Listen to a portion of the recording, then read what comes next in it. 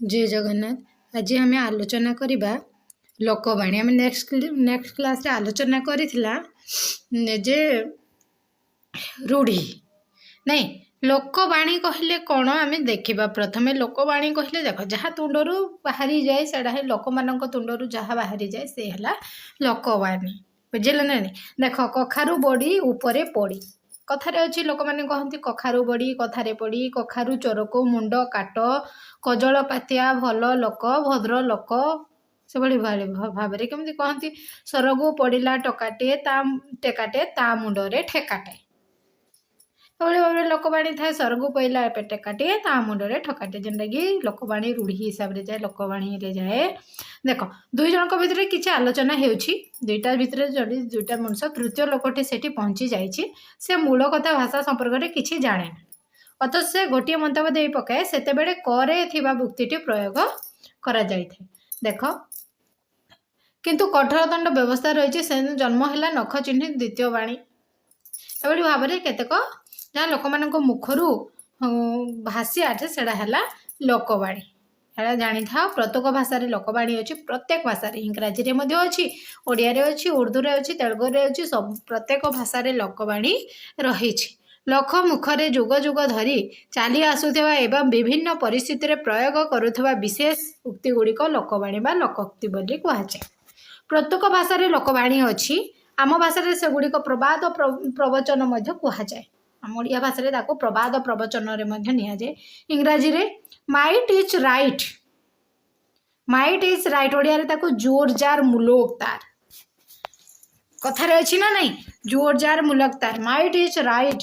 तापर हिंदी रे नाच न जाने नांगन आम देखा प्रथम रूढ़ीटी अच्छे आमर अकाले नियम नास्ती माने कौन कहती ना जिते बड़े किसी भूल कम करदे कि पूरा कण असुविधा समय थी भूल कमटी को करदेव जिते से कौन हो जाए कह जाए लोक मान मुखर अकाले नियम नास्ती हो जाए।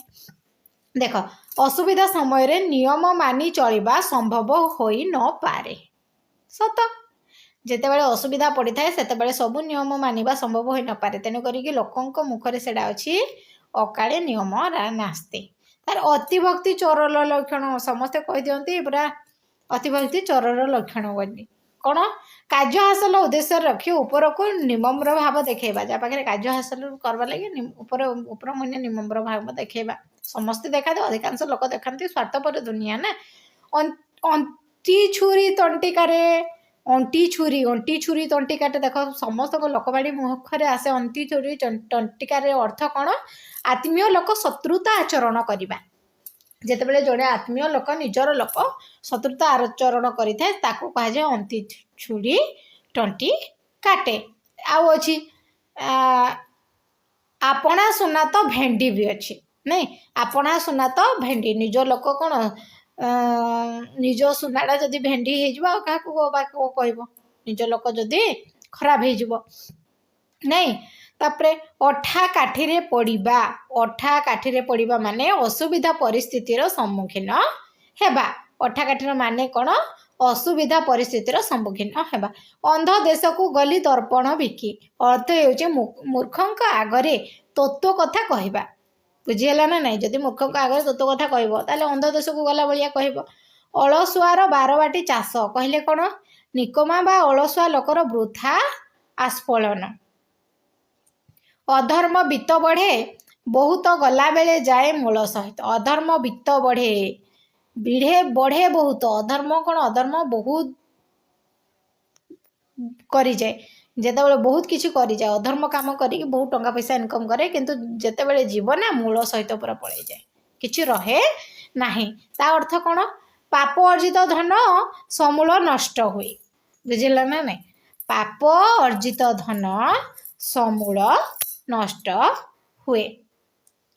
अदा बेपारी जहाज मूल अदा बेपारी जहाज मूल अर्थ कौन अनधिकार चर्चा अजा बेपारी जहाज मूलर अर्थ अनाधिकार चर्चा। अति परिचय गौरव नष्ट अर्थ कौन अधिक संपर्क बा मिलामिशारे सम्मान ह्रास हुए कथारे अच्छी ଅନ୍ଧ ଥରେ ବାଡ଼ି ହଜାଏ। କ'ଣ ଅଭିଜ୍ଞତାରୁ ସତର୍କ ହେବା ବା ଶିକ୍ଷା ଲାଭ କରିବା। ଅମୃତ ହାଣ୍ଡିରେ ବିଷ କିଣିକାଏ। ଅମୃତ ହାଣ୍ଡିରେ ବିଷ କଣିକାଏ। ସାମାନ୍ୟ ଖରାପ ଅନେକ ଭଲକୁ ନଷ୍ଟ କରିଦିଏ। ଦେଖ ଅମୃତ ବହୁତ ଭଲ କିନ୍ତୁ ବିଷ ଟିକେ ପଡ଼ିଗଲା ସେଇଟା ସମ୍ପୂର୍ଣ୍ଣ ରୂପେ ନଷ୍ଟ ହୋଇଯାଏ। ସେ ତେଣୁ କରିକି ଲୋକଙ୍କ ମୁଖରେ ସେଇଟା ହେଇଯାଏ ଅମୃତ ହାଣ୍ଡିରେ ବିଷ କଣିକାଏ। ଟିକେ ହେଲେ ମଧ୍ୟ ସେ ଅମୃତ ହାଣ୍ଡି ବିଷ ହେଇଯିବ, ଖରାପ ହେଇଯିବ। ଠିକ୍ ସେମିତି ଆଲୋ ସଖୀ ଆପଣା ମହତ ଆପେ ରଖିର ଅର୍ଥ କ'ଣ? ନିଜ ସମ୍ମାନ ନିଜ ହାତରେ, କାହାରି ହାତରେ ନାହିଁ। ନିଜ ସମ୍ମାନ ନିଜ ହାତରେ ହିଁ ଥାଏ ହେଲା। ଆଗତ ଚଢ଼େଇକି ବେସର ବଟା। ଆଗତ ଚଢ଼େଇକି ବେସର ବଟା କହିଲେ କ'ଣ?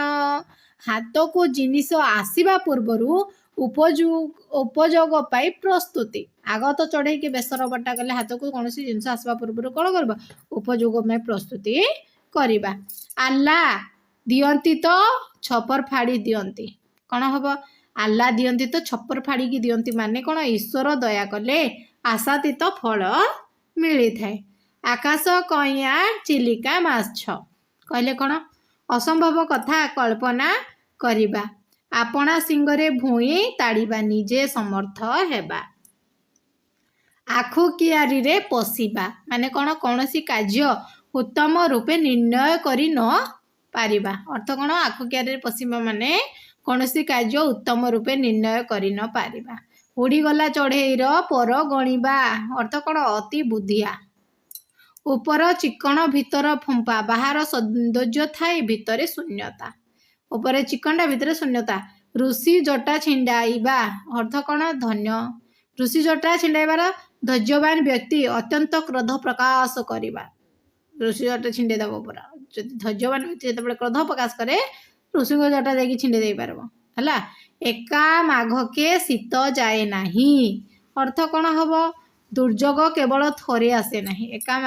ଦୁର୍ଯୋଗ ବାରମ୍ବାର ଆସିଥାଏ। ତେଣୁ ଏକା ମାଘକେ ଶୀତ ଯାଏ ନାହିଁ। ଏ ମନ ଖୋଜୁଯାଏ ଯାହା କାଳେ ପ୍ରାପ୍ତ ହୁଏ ତାହା।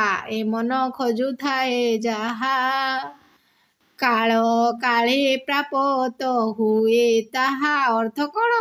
ସମୟ ଅନୁଯାୟୀ ମନ ଅନୁସାରେ ଫଳ ମିଳିବ। ଓଟ ମୁହଁରେ ଜିରା। ଅଧିକ ଆଶା କରୁଥିବା ବ୍ୟକ୍ତିକୁ ଅଳ୍ପ ମିଳିବା। ଓଟ ମୁହଁରେ ଜିରା କହିଲେ। ତାପରେ ଅସଦ ରାଗରେ ତାଟିଆ କାମୁଡ଼ିବା। ଅସଦ ରାଗରେ କ'ଣ? ପ୍ରକୃତ ଲୋକ ବିରୋଧରେ କିଛି କରି ନ ପାରି ଅନ୍ୟ ଉପରେ ରାଗିବା। ପ୍ରକୃତ ଲୋକ ବିରୋଧରେ ଯିଏ ଆକ୍ଚୁଆଲିରେ ଦୋଷୀ ତା ବିରୋଧରେ କିଛି କରି ନାଇଁ ପାରିକି ଅନ୍ୟ ଉପରେ ରାଗିବା ହେଲା ଅସଦ ରାଗରେ ତାଟିଆ କାମୁଡ଼ିବା। କଷ୍ଟ କଲେ କୁଷ୍ଠ ମିଳେ ବୋଲେ କହିଲେ କ'ଣ? ସବୁ ସିଦ୍ଧିର ମୂଳ ହିଁ କଠିନ ପରିଶ୍ରମ। ସାଧନା ହିଁ ସିଦ୍ଧିର ଜନକ। କବିତୁଣ୍ଡ ମେଣ୍ଢା ମୁଣ୍ଡ କହିଲେ କ'ଣ? ଦୃଢ଼ ବଚନ ବା ଆର୍ଷ ବଚନ। କଂସାରୀ ଘର ପାରାକୁ କୁଲା ଢାଉଁ ଢାଉଁ କହିଲେ କ'ଣ? ପ୍ରତିକୂଳତାରେ ଅଭ୍ୟସ୍ତ ବ୍ୟକ୍ତିଙ୍କୁ ସାମାନ୍ୟ ଭୟ ଦେଖାଇବା। ତା ସହିତ କଙ୍କଡ଼ାକୁ ଗଳି ପାଣି ସୁହାଏ। କଙ୍କଡ଼ାକୁ ଗଳି ପାଣି ସୁହାଏ କ'ଣ? ଅସାଧୁ ଲୋକଙ୍କ ପାଇଁ ଗଳିମାଳିଆ ପରିସ୍ଥିତି ସହାୟକ ହୁଏ। ଅସାଧୁ ଯେଉଁମାନେ ଭଲ ନୁହେଁ ସେମାନଙ୍କୁ କଙ୍କଡ଼ାକୁ ଗଳି ପାଣି ସହାୟ ବୋଲି କୁହାଯାଏ। କାହାର ପୁଷ ମାସ କାହାର ସର୍ବନାଶ। ଜଣକର ଲାଭ ବେଳେ ଅନ୍ୟ ଜଣକର କ୍ଷତି ହୋଇଥାଏ। କୂପମଣ୍ଡୁକ କହିଲେ ସଂକୁଚିତ ପରିବେଶରେ ବଢ଼ିଥିବା ବ୍ୟକ୍ତି ତାକୁ କୁହାଯାଏ କୂପମଣ୍ଡୁକ ହେଲା। ତାହେଲେ କେଉଁ ଗାଈର ଗୋବର ଅତି ସାମାନ୍ୟ ବା ତୁଚ୍ଛ। ତୁ ବା କେଉଁ ଗାଈର ଗୋବର ତାକୁ କହନ୍ତି ନା କଥାରେ କୁହାଯାଏ ଯେ କେଉଁ ଗାଈର ଗୋବର ଯେ ତାକୁ କୁହାଯାଏ ଅତି ସାମାନ୍ୟ ବା ତୁଚ୍ଛ। କପେ ବର ନହେଲେ ତପେ ବର। ଯେକୌଣସି ଉପାୟରେ କାର୍ଯ୍ୟ ହାସଲ କରିବା। ଶିବ କପେ ଦିଅନ୍ତି ବର ତପେ ଦିଅନ୍ତି ବର। ସେ ଯେମିତି ତାଙ୍କୁ ଡାକିବୁ ସେମିତି ତା ଫଳ ପାଇବୁ। ତେଣୁକରି କପେ ବର ନହେଲେ ତପେ ବର ବୋଲି କହନ୍ତି। କୌରବଙ୍କର ଖାଇ ପାଣ୍ଡବଙ୍କର ଗାଈ ମାନେ କ'ଣ? ଜଣଙ୍କ ଠାରୁ ସାହାଯ୍ୟ ପାଇବା ଓ କୃତଜ୍ଞ ଭାବେ ଅନ୍ୟର କାମ କରିବା। ତାହେଲେ ଖଜୁରୀ ଗଛର କି ଗୁଣ ଗାଇବି? ମୂଳରୁ ପାହାଚ କହିଲେ କ'ଣ? କୌଣସି ଖରାପ ଲୋକର ପ୍ରତିଟି କର୍ମ ମୂଳରୁ ଖରାପ ହେଲା। ଅଛି ନା ନାଇଁ? ଖଜୁରୀ ଗଛର କି ଗୁଣ ଗାଇବି? ମୂଳରୁ ପାହାଚ। ତେଣୁକରି ଏଇଟା ଅର୍ଥ କୌଣସି ଖରାପ ଲୋକର ପ୍ରତିଟି କର୍ମ ମୂଳରୁ ହିଁ ଖରାପ ହେଇଥାଏ। ଖଣ୍ଡା ଧାରରେ ଚଲିବା କହିଲେ କ'ଣ? ଖୁବ୍ ସତର୍କତାର ସହିତ ନିୟମ ମାନି କାମ କରିବା। ଖଳ ପାର୍ବତ ମାର ମୂଷା। ଖଳ ପାର୍ବତ ମାର ମୂଷା କହିଲେ ସାମାନ୍ୟ କାମ ପାଇଁ ବହୁ ଶ୍ରମ ଓ ଚେଷ୍ଟା। ଗାଁ କନିଆ ସିଂଘାଣୀ ନାକି କହିଲେ କ'ଣ? ଯେକୌଣସି ଲୋକ ନିଜ ଅଞ୍ଚଳରେ ସମ୍ମାନ ନ ପାଇବା। ତାହେଲେ ଗୁଣ ଚିହ୍ନେ ଗୁଣିଆ, ସୁନା ଚିହ୍ନେ ବଣିଆ। ଅର୍ଥ କ'ଣ? ଗୁଣୀ ଗୁଣର ଆଦର କରେ। ଘର ଦିଅ ନ ପୂଜି ପର ଦିଅ ପୂଜିବା। ଘର ଦିଅ ନ ପୂଜି ପର ଦିଅ ପୂଜିବା କହିଲେ କ'ଣ? ନିଜ ସଂସ୍କୃତିକୁ ଅବହେଳା କରି ଅନ୍ୟ ସଂସ୍କୃତିକୁ ଅନୁସରଣ କରିବା। ବୁଝିଲ ନା ନାଇଁ? ଘୁଷୁରୀ କି ପାଚିଲା କଦଳୀ କ'ଣ? ଇତର ବା ଅଯୋଗ୍ୟ ବ୍ୟକ୍ତି ପାଇଁ ଉନ୍ନତ ପରିଚର୍ଯ୍ୟା। ଘୋଡ଼ା 6 ଟଙ୍କାକୁ ଦାନା 9 ଟଙ୍କା କହିଲେ କ'ଣ? କୌଣସି ଜିନିଷର ରକ୍ଷଣାବେକ୍ଷଣ ଖର୍ଚ୍ଚ ଜିନିଷର ମୂଲ୍ୟଠାରୁ ଅଧିକ ହେବା। ଚାଷ ତରତର ବଣିଜ ମଠ କହିଲେ କ'ଣ? ନିର୍ଦ୍ଦିଷ୍ଟ କାର୍ଯ୍ୟକୁ ନିର୍ଦ୍ଦିଷ୍ଟ ସମୟରେ ସମ୍ପାଦନା କରିବା। ଚୋର ମନ ଗଣ୍ଠିରେ କହିଲେ କ'ଣ? ଚୋର ସର୍ବଦା ଚୋରି କରୁଥିବା ଦ୍ରବ୍ୟ ଧରା ପଡ଼ିଯିବା ଭୟରେ ଶଙ୍କିତ ଥାଏ। ଛୋଟ ସାପର ବିଷ ଟାଣ କହିଲେ କ'ଣ? ଛୋଟ ବୋଲି ହେୟ ମନେ ନ କରିବା। ଛୋଟ ସାପର ବଡ଼ ବିଷ, କ୍ଷୁଦ୍ର ମଧ୍ୟରେ ଭୟଙ୍କରତା।